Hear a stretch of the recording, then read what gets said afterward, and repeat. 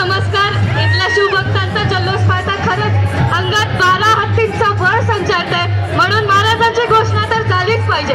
प्रौढ प्रताप पुरंदर क्षत्रिय कुलावतंस सिंहासनाधीश्वर राजाधिराज महाराज श्रीमंत छत्रपती शिवाजी महाराजांचा